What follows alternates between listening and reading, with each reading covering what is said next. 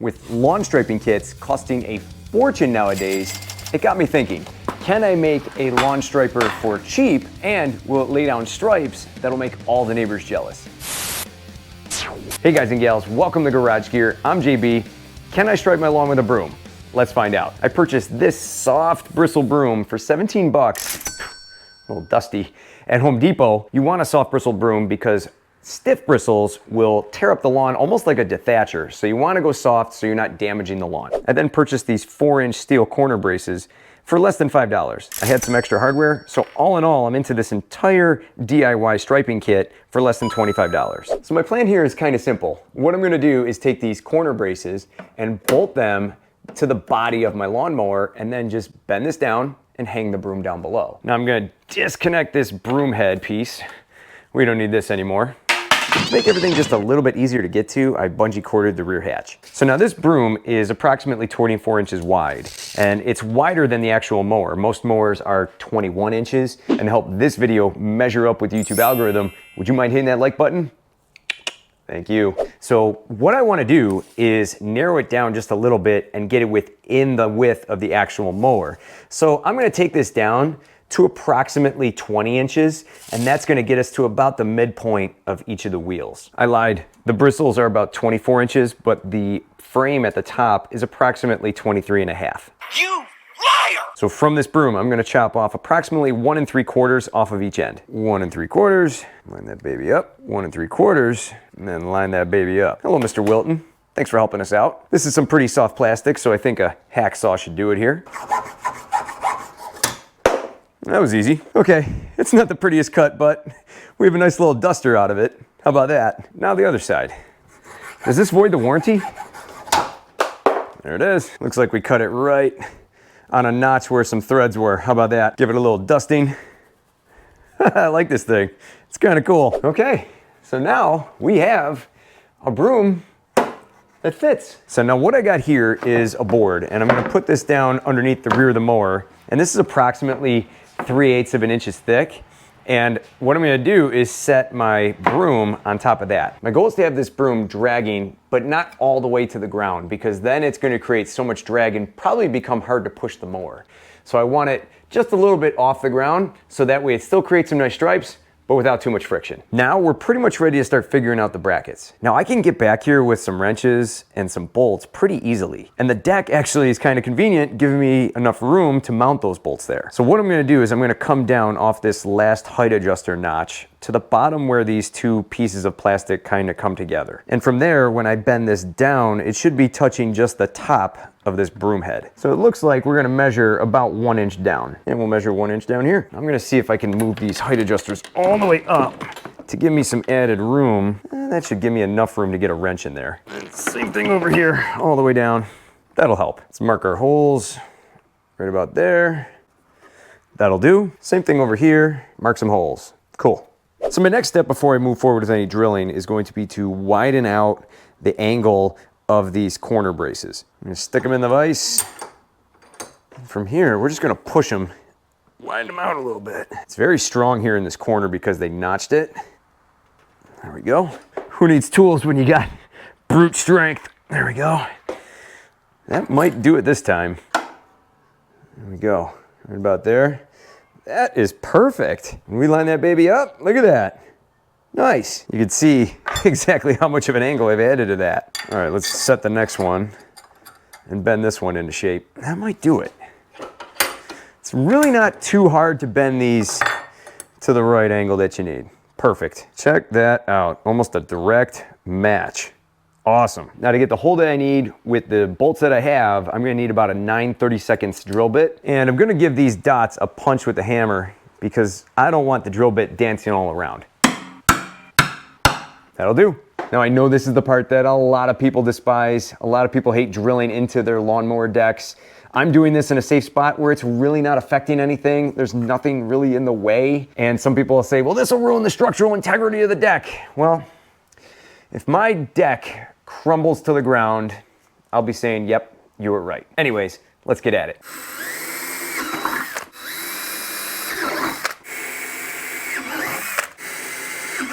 See, That wasn't so bad, now was it? That lines up perfectly. So now what I want to do is see how well the broom will hold in its place. And we're definitely going to need 2 bolts going through it. I just don't want it wobbling and twisting around because there's going to be a lot of friction here. So we have 1 bolt hole. I'm definitely going to have to drill another. So about 1 inch up and another hole, and we should be good. So I'm going to measure 1 inch on center from the next hole. That should do. And right about there, that should do. Cool. Let's get that nice and tight in the vise. Mr. Wilton's really coming in handy today. And then from here I have the famous step bit that has drilled so many holes in so many impellers on so many snowblowers. Let's get another hole going here. That'll do. Have a look at that. That is great. On to the next one. Mounting it up. Mr. Wilton says, no, you ain't going nowhere. There we go. A little cockeyed there, but it'll work. All right, time to get this thing mounted. I have some 1 inch bolts here. I'm gonna feed it through the backside and then drop it on. And I have some lock washers here. This will do temporarily. I might get some lock nuts on these at another point, but we're just gonna thread that on down and we're gonna have to weasel this one in here. Go in your home bolt. There we go. Hold that back there with my finger. Lock washer on and tighten it down. That looks pretty awesome. Now to snug these down, this is an 11mm wrench on the back, 11mm nut. Let's crank them down. That'll do. Cool. That ain't going nowhere. Bolt through, lock washer on, throw on the nut. I'll hold it in place for the time being. We're gonna feed this guy through. Not a lot of space back there, but enough. Go, go, go, there you go. You made it. Lock washer on, and throw the nut on. Tighten these guys on down. Excellent. Look at that. Again, not going anywhere. Now we just got to get this guy mounted up here. Now to center this for this, your measurements may vary, but mine's about 1.5 inches in for it to be centered. Ta-da! Bingo. Same thing over here, center Sharpie, silver Sharpie. Perfect. That's where we're drilling on this end, and that's where we're drilling on this end. Now the bolts that I'm going to use for the broom head are a little bit longer and a little bit narrower. I'm going to use a 1/4 inch drill bit. Mr. Wilton's putting in the work today. Don't worry, Mr. Wilton, check's in the mail. I'm going to drill right in. Let go.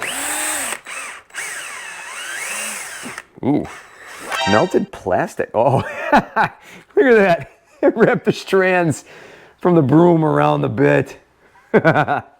Cool. Other side, drill our holes. There we go. There we go. Oh yeah. See, you might see this happen. Little strands coming out. That's okay.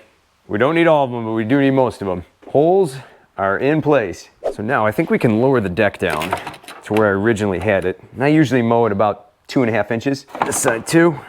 Cool. She is just gently rubbing on that board. Perfect. So now what I gotta do is feed the bolt through the bottom of the broom. Same thing with another one.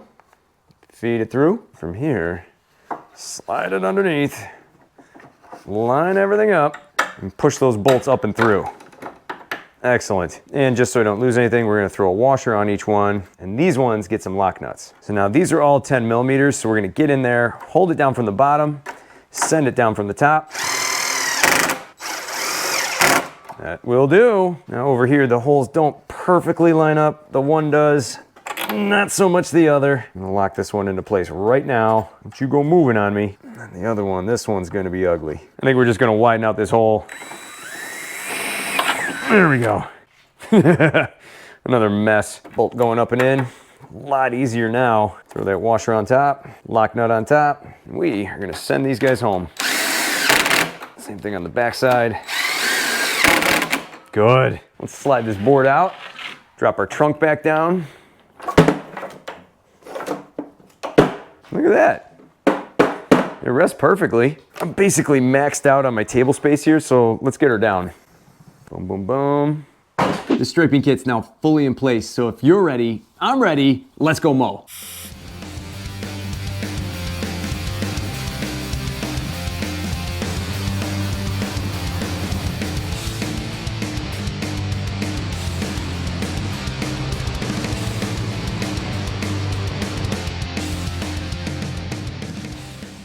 So the big question is, how does this broom do with laying down some stripes? Better than average. Let's say the stripes that are coming out of your mower as is are a B.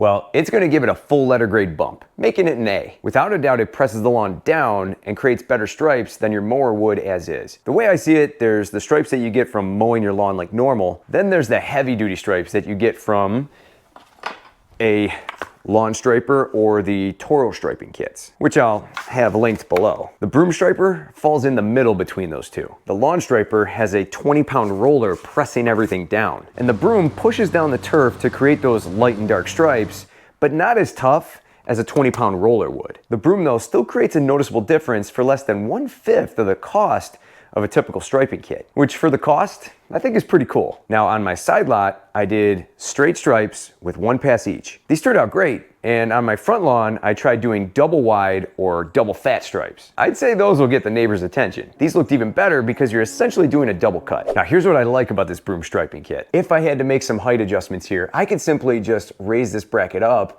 drill some different holes into it, and I could set it to the height that I want. Then I could even put some washers or spacers on these taller bolts here and really move this broom down further if I wanted to. I did find though that this setup is just right for most areas of my lawn. Another cool thing is it's super light and weighs almost nothing. And compared to the rolling stripers that normally pivot and move here, backing up was really easy with this. The broom's attached to the mower, so it moves with it. Plus, I don't gotta worry about kicking it with my feet because it's fairly tight to the mower. Those bolts are gonna come loose. Actually, everything stayed perfectly tight. Nothing came loose, which is great. Hey, she may not be pretty, but she puts out some nice stripes. Well, you're not gonna be able to put the bag on. Actually, it fits. All right, let's test this. Will the bag still fit? I think it might. Locks on. Oh my gosh, it does. How about that? Look at that, it just misses the brackets. Same thing over here on this side. So if you got a Honda HRX, this will work for you. Now your model may vary, but mine fits just fine. Many mowers nowadays have their fair share of plastic on the back end. So this kind of setup may be possible on various kinds of mowers. Now here's what grinds my gears with this broom striper. First up, drag. There was definitely a small amount of drag across just about my entire lawn. It was really noticeable in thicker areas like the turf on my side lot. I had to crank the transmission up a notch to help it power through. And at any point when I had to back up, this created some drag too. Turns were a little slower too, because when you tip back on it, you're pushing down on all those broom bristles. This created just a little bit more drag, slowing every turn down a little bit. Not exactly a big deal, but it's noticeable. Now, does all this drag put more stress on your transmission? Possibly, but so does a 20-pound lawn rolling striper too. Every striping kit out there has its pluses and minuses, and you really can't go wrong with this setup for $25. It's simple, and it took less than 30 minutes to put on. And if you're interested in more information on this Honda HRX 217V YA, I'll have those videos linked down below in the description, as well as some videos on this lawn striping kit. If you want to be part of the tribe, subscribe, and for more cool garage gear content, click or tap the screen right here. Thanks so much for watching, and I'll see you in the garage.